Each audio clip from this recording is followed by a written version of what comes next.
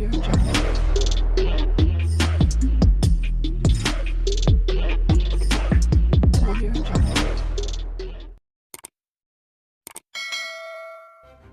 kasih karena memilih channel ini. Sebelum kita mulakan video ini, sila pertimbangkan untuk menekan butang like, share, dan subscribe, dan aktifkan butang lonceng Anda agar Anda sentiasa mendapat info-info percuma pada setiap hari dari channel kami. Dan tinggalkan komen Anda karena komen Anda amatlah dihargai.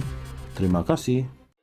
Datuk Seri Ismail Sabri Yaakob memfailkan saman terhadap bekas ahli Majlis Kerja Tertinggi UMNO Datuk Lokman Nur Adam kerana memuat naik video mengandungi kenyataan berniat jahat, fitnah dan tidak benar terhadap Perdana Menteri.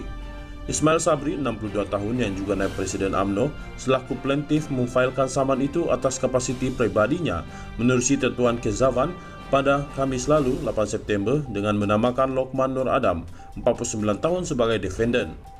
Menerusi pernyataan tuntutan, Ismail Sabri mendakwa Lokman pada 22 Ogos lalu membuat kenyataan fitnah terhadap plaintiff dalam video bertajuk "Bila Presiden UMNO panggil tak datang tapi PM Perdana Menteri ada masa jumpa Mahathir bekas Perdana Menteri Tun Dr. Mahathir," kata Lokman Adam. Beliau berkata, kenyataan berkenaan dimuat naik menerusi 4 akaun media sosial milik defendant, yaitu YouTube Lokman Nur Adam, Facebook Lokman Nur Adam Official, Instagram Lokman Nur Adam, dan TikTok Datuk Lokman Nur Adam.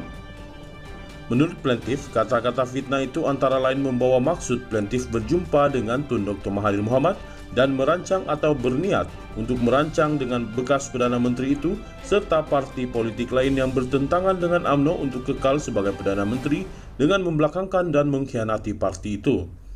Ismail Sabri berkata, beliau tidak pernah berjumpa Dr. Mahathir dan parti lain dengan membelakangkan atau mengkhianati UMNO untuk terus kekal sebagai Perdana Menteri. Dakwa plaintiff, beliau tidak pernah mengatur langkah secara tidak berprinsip untuk menghalang pembubaran parlimen dan seterusnya mengadakan pilihan raya umum untuk kekal sebagai Perdana Menteri. Plaintiff juga mendakwa, beliau tidak pernah menyalahgunakan kuasanya sebagai Perdana Menteri untuk mencampur tangan prosiding undang-undang terhadap Datuk Seri Najib Razak bagi memastikan bekas Perdana Menteri itu disabitkan dan seterusnya dipenjarakan. Akibat kata-kata fitnah itu, beliau berkata, reputasinya sebagai seorang ahli UMNO, naib Presiden UMNO, dan Perdana Menteri terjejas membawa kesan buruk kepada kerjaya politiknya dan siaran-siaran fitnah yang dibuat oleh defendant adalah berniat jahat.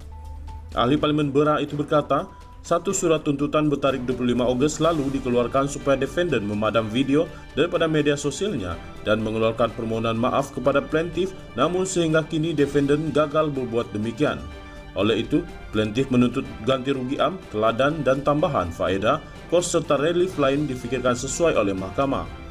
Plaintiff turut memfailkan permohonan secara ex parte sebelah pihak untuk mendapatkan perintah injunksi bagi memaksa defendant memadamkan video di akaun YouTube, Facebook, Instagram, serta TikTok miliknya.